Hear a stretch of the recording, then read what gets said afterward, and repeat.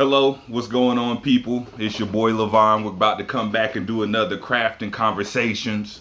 It's a rainy morning, and if it looks a little bit dim, it's because one of my lights up here is actually not coming on. So I had to use a little artificial light plus a little lamp, trying to be a little use some ingenuity to get some lighting going on in my record space. Right now, I guess we're dealing with some of the effects of Hurricane or Tropical Storm Sally. She done been downgraded. So here in Atlanta, all we getting is the rain, but the rain is causing tremendous problems. So with that being said, I have to use some different lighting techniques, but right now it seems like it's working. So we're going to go ahead and move forward. Probably halfway through this podcast, my light is going to come on and I'm going to just feel like embarrassed. But for right now, we just going to rock with what we got. Like I said, without further ado, I want to get in today's subject matter, which if you've read the headline, yes, we're going to be talking about Skip Bayless. Last week, Skip Bayless made some comments concerning the Dallas Cowboys quarterback, Dak Prescott. And for those who don't know Skip Bayless or aren't familiar with sports, Skip Bayless used to be a journalist, I guess, in the 90s, early 2000s, and that's how he kind of got his claim to fame. However, most people know him from ESPN, the First Take show, and now he actually has his own show called Undisputed. And for the most part, they just talk sports, but as you've probably noticed over the past few years, people are starting to talk about more things other than sports, things that happen off the field, and that's kind of like the subject of today's podcast. Last week, Skip Bayless kind of got himself into some, I won't say hot water, because usually when you're a white man, you don't get into hot water. There's no consequences for anything you may do. So I don't want to say he got into hot water, but I will say he made some comments that some folks took some people took kind of personal. A lot of people didn't take it well, myself included. And so, like I said, we want to go ahead and talk about it. The conversation and the subject of today centers around Skip Bayless last week made some comments about Dak Prescott. Dak Prescott is the quarterback for the Dallas Cowboys. I mean, he's all right. I mean, he ain't great, but he's not bad either. He's just all right. Okay. But the funny thing is, Skip's comments didn't have anything to do with Dak Prescott's play on the field. It had to do with off-field things. And it stemmed from an interview that Dak Prescott did where he was talking about going through depression. And if you've been watching some of these podcasts, you know one of the things I say is that black does crack on the inside.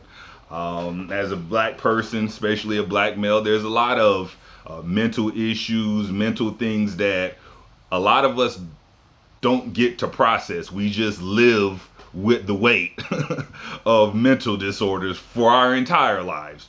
In previous generations, we didn't get a chance to pay attention to it because we were so busy fighting racism, fighting, segregation, different things like that. And a lot of those issues still happen here. Happen now. But, in previous generations, we didn't really take time to pay attention to our mental health.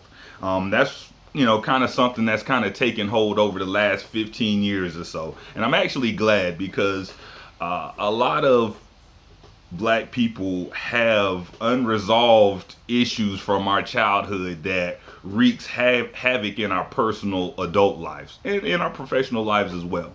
And so I was glad that Dak Prescott actually was vulnerable enough to talk about some of the issues and some of the feelings that he's been having. And one of them is with the passing of his brother. According to him and according to reports, his brother actually committed suicide not too long ago, and it really affected Dak personally, which, I mean, you can imagine. Some of us are only children, so we may not necessarily understand, but many of us have siblings, older and younger, and we know what it's like to lose a sibling. Now, I personally don't. I do have a sister. She's alive and well right now, doing great. So, um, we'll keep our fingers crossed for her health and my health. However, Dak Prescott, obviously his brother was having some issues that he just couldn't overcome. And so he committed suicide. And like I said, Dak admitted that that really did affect him. And it affected his play. It affected his mental stuff. I mean, it just affected, as you would imagine. And apparently, according to Skip Bayless, that's not an excuse. According to Big Skip Bayless, because he's a quarterback of the Dallas Cowboys, he's not allowed to have depression. He's not allowed to be vulnerable because the quarterback is such an important position on a team that he's not allowed to have anything like that. And I mean, he goes on and just really criticizes the guy unfairly for having depression, but then speaking about it. Because I don't know, Skip Bayless, I mean, he looks old. So he probably comes from that generation where you didn't speak about your feelings. And that's not an excuse for him, because as times change, you have to change with it. If you're going to sit up here and give your opinion on things, you need to be educated.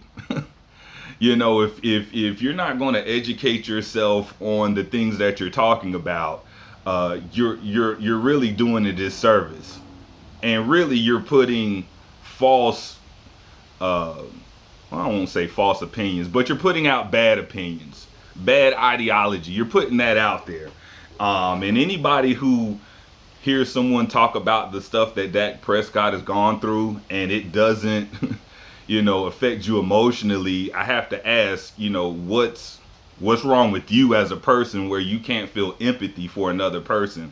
But I have some ideas on it, and it's one of the reasons why I don't watch a lot of sports, one, but I don't watch a lot of sports journalism and a lot of the debate shows and things like that on ESPN and Fox Sports, because a lot of times these people mask racism with criticism. I've seen a lot of sports journalists, a lot of these debate shows.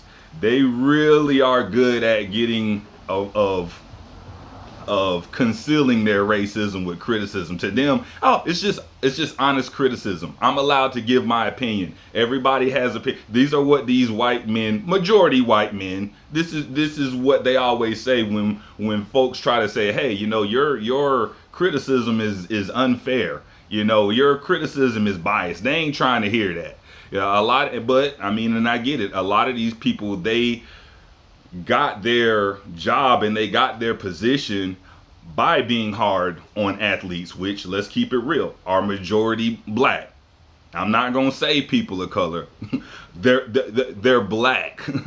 A lot of football players, basketball players, they are born here, raised here, and a lot of them come from like real poverty. Public housing, not being able to get to eat every day. A lot of people don't even take any interest in them unless they can play sports. And with that being said, a lot of times people take sports as a way to criticize these men who, a lot of them, like I mentioned, have overcome so many things in their life only to finally make it to professional ball and then still have to humanize themselves. And like I said, that's why I can't watch a lot of them, because a lot of them get that racism in and they criticize these athletes not about their play. I mean, they will criticize their play sometimes, but their real racism comes out when they talk about what athletes do off the field or off the court. And like I said, I really think that that's unfortunate, and I think it's really irresponsible for Skip to really minimize a black man's pain, because that's what it was. You're just minimizing what this man is going through, and as you can tell, I mean, he's not, you know, he's not talking about small stuff. He ain't talking about, oh, I can't get my hands on the next iPhone, so I'm sad, or I gotta I gotta cook my own food now because the pandemic made it hard for my chef to meet me every day. Like, he not talking about that. He talking about real stuff. Dak Prescott was talking about real issues that affected him, but also other people. Like, you don't necessarily have to lose a family member to go through depression. Depression pops up in all kind of ways, and one of the things that people don't recognize is that you don't choose depression. You don't choose to be depressed. You don't choose to be anxious or have anxiety. That's something that happens to you. And a lot of that comes from unresolved trauma, not being diagnosed. A lot of it's from childhood, but sometimes it can come on in your adulthood. You never know. And we never know because a lot of us, especially black people, we don't get diagnosed. For one, we don't a lot of us don't take mental health serious, and it's not because we want to be purposely ignorant. It's just we ain't got time. We don't have time to be depressed. We don't have time to be anxious. We don't have time to be bipolar. We got to be out here taking care of our family, taking care of ourselves financially, that we don't have time to do that. And even if we did have time, a lot of us don't have money.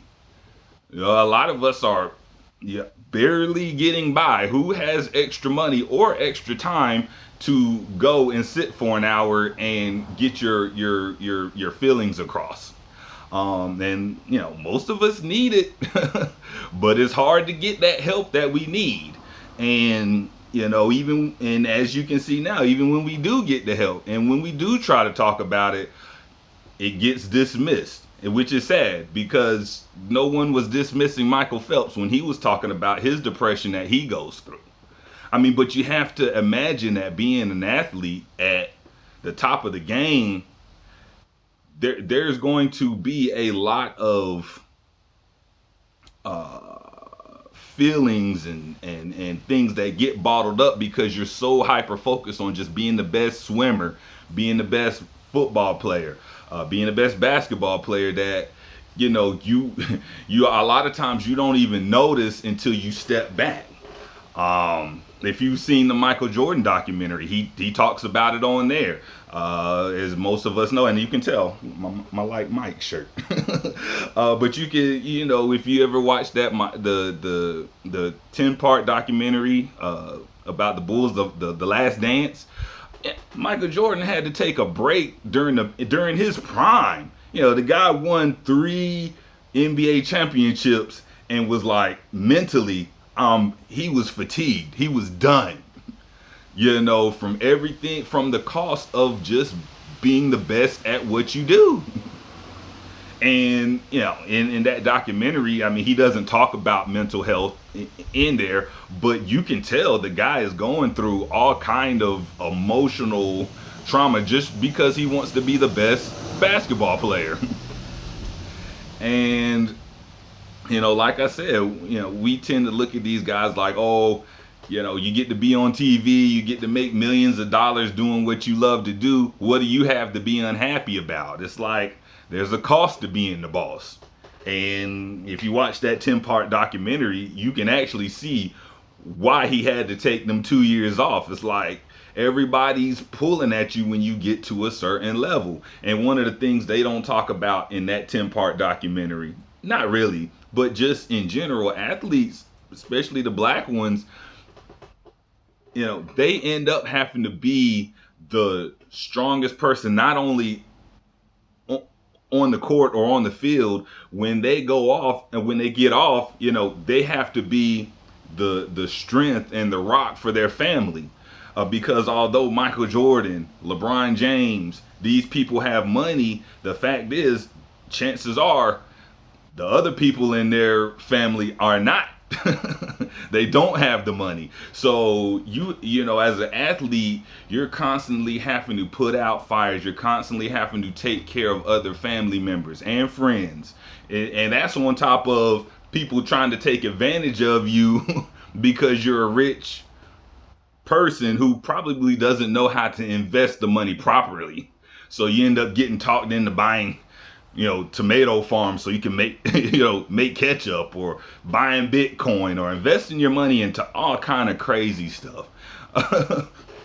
And you know, all of this stuff takes its toll on you. And like I say, I think that a lot of that gets minimized. And even though I singled out Skip Bayless, there's a lot of people on TV who does this. You know, just off the top of my head, Colin Cowherd, he's good at it. The guy, Doug Gottlieb, he's good at it. And it's not just, you know, white guys. I mean, Skip Bayless is, I mean, I'm not sorry, not Skip Bayless, but I mean, he's awful. Don't get me wrong. But, you know, Stephen A. Smith, he gets a lot of criticism as well because he's often critical of black players, and a lot of times it's not fair. You know, Stephen A. Smith, one of these guys that, you know, he's criticized Colin Kaepernick.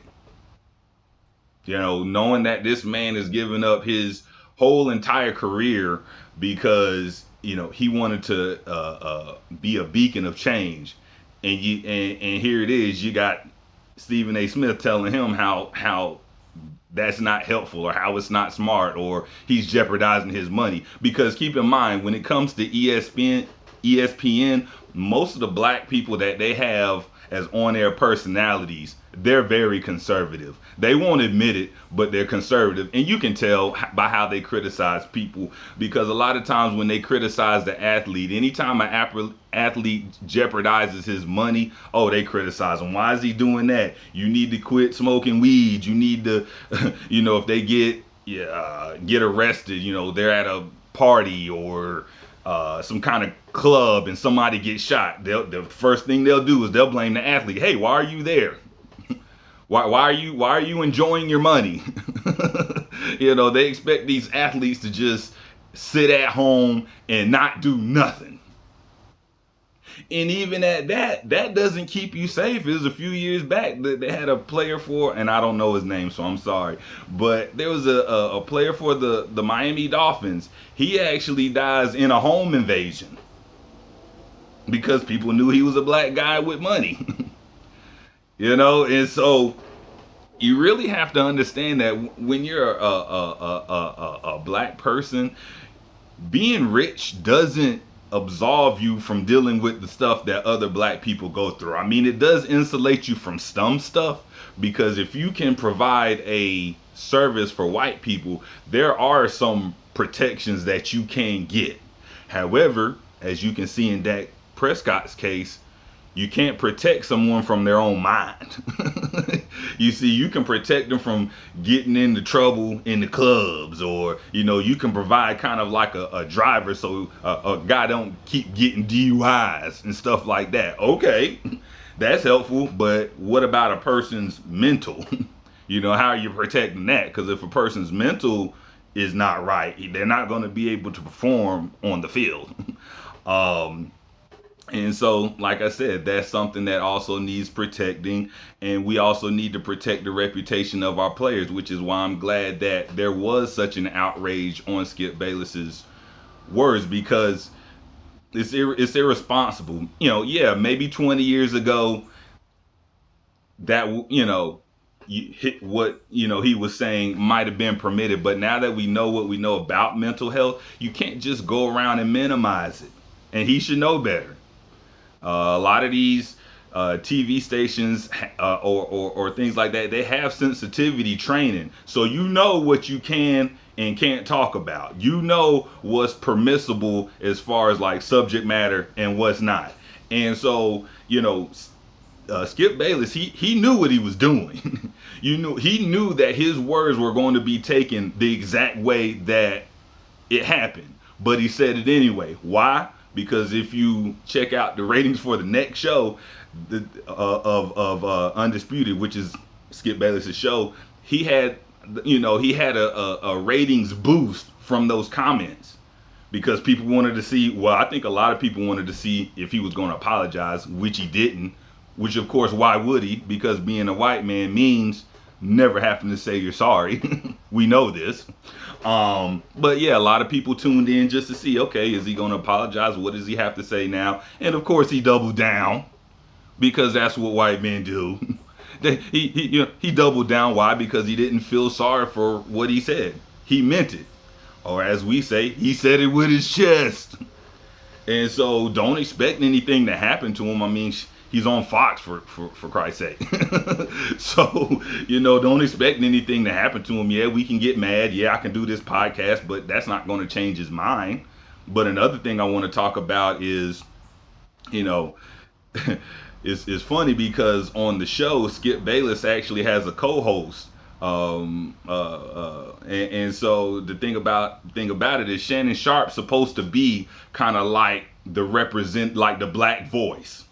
And so the only thing I can say is where was he or what was he saying when Skip was going off about this guy dealing with the death of his brother, the pressures of being, a quarterback of the Dallas Cowboys, which let's just keep it real. If you're on the Dallas Cowboys staff, you're probably surrounded by some of the most racist people you've ever met in your life. You probably have to shake hands with these guys, smile in their face, and all this other kind of stuff. And the thing about it is, it's an act. As a black man, we have to act like this stuff doesn't affect us. When you get to be around rich, wealthy, white people, you don't get to be black. You have to take the bass out of your voice. You can't speak up politically when you got all these people who are probably Trump supporters and they're talking about how great he is. You got to sit there like this. A grown man, rich, strong, morally correct. I mean, I never heard Dak Prescott get into any trouble, off the field or anything like that. So you got to sit here and listen to people lecture, not necessarily you, but a lot of times you overhear them lecturing black people and you can't say nothing because why? You have to be quiet. If Colin Kaepernick has taught us anything, the ownership and fans, they just want you to play ball. They don't care about the stuff you care about. Not in the least. I mean, unless it's breast cancer or something like that. The NFL shows love to breast cancer fighters and survivors. And don't get me wrong, I don't have anything wrong with that. I mean, all of us have probably had family members, friends and family members that had to deal with breast cancer. So I'm not trying to minimize that at all. However, it does show that although the NFL does care about some things, they a lot of times they don't care about their own players. Obviously, you can tell. Last week they had the first game. The Kansas City was playing the Texans. And so of course the NFL does their whole, Black Lives Matter spiel and things like that. And then the players, they did the anthem, and none of the players knelt for the anthem or any type of protest, but they did lock arms in unity. And what did the fans do? They booed them. Why? Because it's not about peaceful protests, and it's really not about unpeaceful protests. They just want you to play. They don't want you to talk about what's wrong with America. They wanted that. Yeah, sports is supposed to be a distraction, so people don't want real life coming into their distractions. And obviously they booed. And not only that, I was watching some of the commentary after it happened, and the guy Chris Collinsworth, of course, this was after all of the, social justice videos were being played on the big screen and all that stuff. And so, Chris Collinsworth, he comes in and he's basically, he says, look, I agree with the players. I agree that change does need to happen. And so I agree with them 100%. but I want to talk about football. I mean, he didn't use those exact words, but that's basically what he was saying. He was saying, yeah, I agree with the players, but I don't want to spend any more time talking about social issues, which kind of defeats the purpose of even having the videos and doing all this stuff in the first place. I mean, you do it to bring awareness. So why would you bring it up only to not talk about it? But once again, this is why we're having this conversation about sports and about social justice and about criticism. And so, don't want to spend too much time. Like I said, I just wanted to talk about it because it was on my heart, because I felt bad for Dak Prescott. And I know he probably doesn't even care what Skip Bayless said.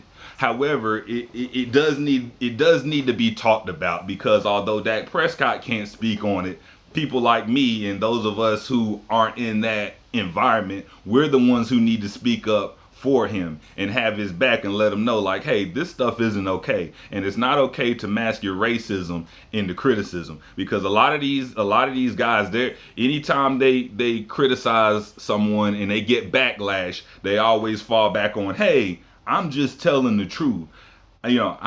Free speech. I'm just telling the truth. Don't get mad at me. I'm just saying. And it's like, no, you're not just saying. No, you're basically furthering propaganda by saying that when men talk about their mental issues, they're weak. And that's not true. And I would actually say men who don't talk about their feelings are weak, because they're scared what people are going to think.